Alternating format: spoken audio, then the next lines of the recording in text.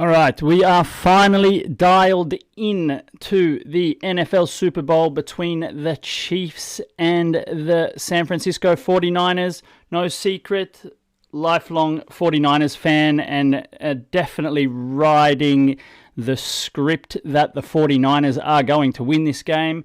Backed them at the start of the year. They were a big shot last season.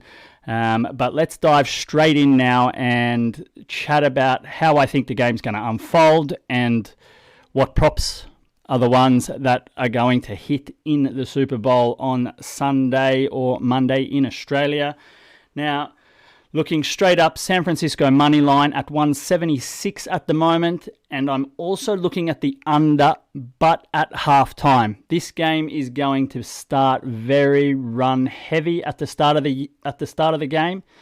So I think we can expect both Christian McCaffrey, Deebo Samuel, and Isaiah Pacheco to see a lot of ball, which will drain the clock and will keep this halftime score under 23.5 points at the moment on Bet365. So, yeah, you've got both teams that are susceptible to the run. So I would expect that the game plans for both are going to be very, very run heavy. So first half, I think, is the safer option. Once you start going out into the second half, this game could very easily blow out into a high-scoring game, especially if San Francisco get a lead, and then you're going to have Mahomes do his thing and rein it in. So, yeah, be careful of the full-time over, which is at 47.5, I think, at the moment. So, yeah, more focused on the first half, under 23.5 there.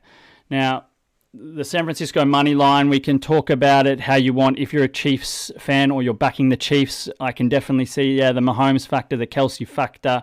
San Francisco defense has been very off the last two games. But I'm looking more into the Kansas City offense and how that works against the San Francisco defense when they are at their best, which I don't believe they were the last 2 weeks, but we need to take a little look at this over the whole season and what they have done and what they're able to do and what has worked for them. You've got Joe Thuney also out, offensive lineman for the Kansas City Chiefs. Now, he was out last game against the Baltimore Ravens, and if Pacheco's going to see a lot of ball, you would expect that he's going to obviously go over his yards, but I'm a little bit against that at the moment. I think with Thuney out, we saw last game, Pacheco rushed for just 2.8 yards per carry. Had 24 carries and 68 yards, but only at 2.8 yards per carry with Thuney out, who does a lot of the blocking and leading for Pacheco. So, yeah, you compare that to Pacheco's season average of 4.4 yards. So I think if San Francisco restrict that, their offense is going to then become quite one-dimensional, and obviously with a big focus on Kelsey. And now when it comes to Kelsey and the San Francisco 49ers, you have Fred Warner and Dre Greenlaw in the box inside the numbers, where they are the best team defensively against the pass inside the numbers. Now, we did see Kelsey move a little bit outside last game with his crazy 11 receptions that he got, but I presume that San Francisco will be restricting those receptions. So if you're looking at Kelsey props and if you're following the same storyline that I am, I think it's good to wait and hold off, because with this whole Swiftie phenomenon coming, I would expect Kelsey's props to go from his yards are 71.5 at the moment and 6.5 receptions. Now, if you're looking to back the under on those, I would wait a little bit longer, a little bit closer to kickoff and see if you get any good line movement, because they're definitely not going to get shorter. I would expect them to be much higher with people backing Kelsey. So just hold off a little bit and then see what sort of value you can get on Kelsey unders there. When it comes to Brock Purdy and this awesome Kansas City defense, a lot of talk about Kansas City defense this year, and especially in the postseason, holding both Lamar and Josh Allen, holding them out and definitely hitting their unders. So I think where I see that Purdy can be a strength, Kansas City love to rush. They are one of the most blitz-heavy teams in the NFL. And when it comes to Purdy, he actually passes at pretty much the same rate against the blitz as he does when he has time. So his passer rating is actually 131 against the blitz. And when you compare that to the rest of the league, when Kansas City blitz, it goes down to a passer rating of 83.8. So even if you're finding somewhere in the comfortable middle there, we should see Purdy still have a bit of success against that blitz. Which moves me into my next prop of George Kittle overs.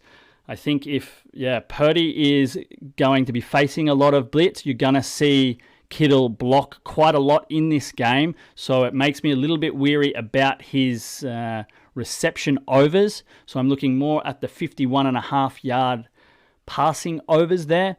And then, which you should see Kittle hit. I think you're going to see him do a lot of blocking, and then the times that he breaks off the block, he will find space, and Kittle is all about yards after carry. So he doesn't have to run far, doesn't need to give Purdy a lot of time, but once he catches, you'll see him move up the field and gain those important yards and push over his 51.5 receiving yards total.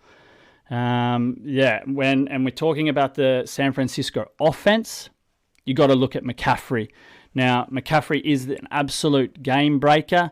If McCaffrey can get going, we should see San Francisco win this game if the Kansas City defense can't contain him. And for me, the best way is the dual combination with Deebo Samuel. I think Deebo is going to play an extremely important role in this game. Definitely looking at McCaffrey overs. I'm looking also at Deebo Samuel rushing yard overs. If San Francisco set up in the I formation with dual running backs in the backfield, we should see Deebo get a few handoffs, and it's all about the breaking tackles. It's the Super Bowl. You're going to win the Super Bowl if you can break tackles. Both teams are very dialed in, and if you can get a game breaker and break a tackle like Deebo can and like McCaffrey can, we should see San Francisco rush through the 18th best rushing defense that the Kansas City Chiefs do have. So I like Deebo over 16.5 rushing yards at 190. I also like Deebo for a touchdown, getting pretty good odds at 237 there. So look for Deebo to break. I also, as I've mentioned earlier on our pods, definitely McCaffrey over his yards. I think you're even looking at 90 now. You may as well push that up to 100 and get the better value.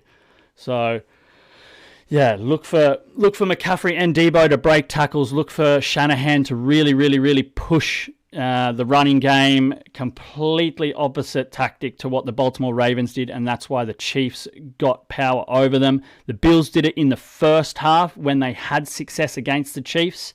So I would expect Shanahan to learn from their mistakes and stay run heavy and push both of McCaffrey and Deebo's totals over.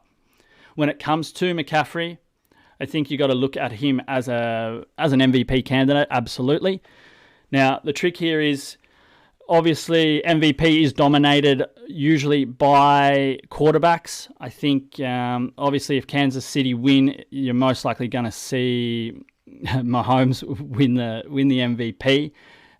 If San Francisco win, I think you got to look at both Purdy and at McCaffrey.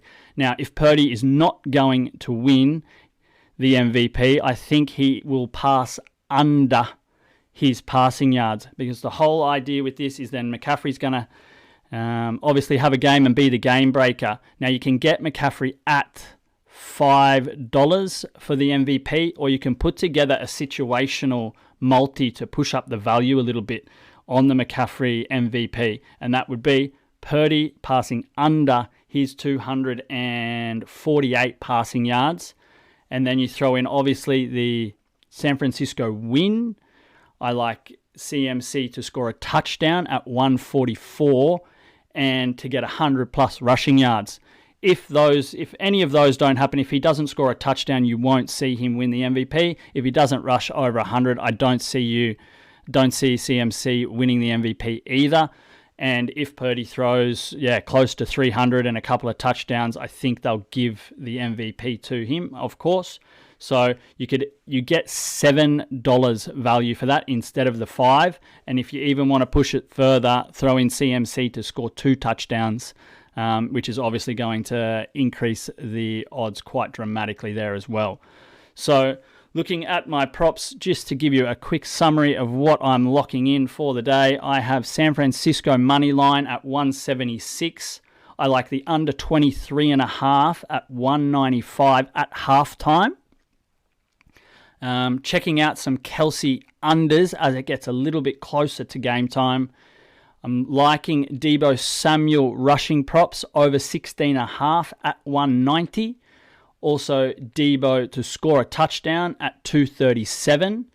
And then a McCaffrey MVP bet builder, as you could call it, with the 49ers win, a touchdown, 100 plus yards, and the Purdy under.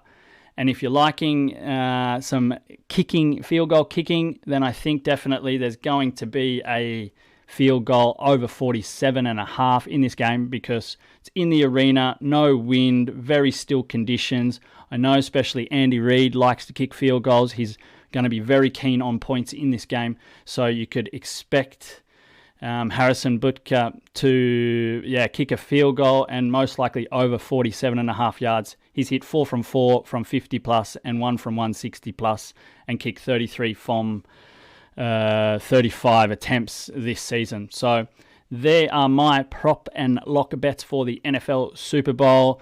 And go Niners.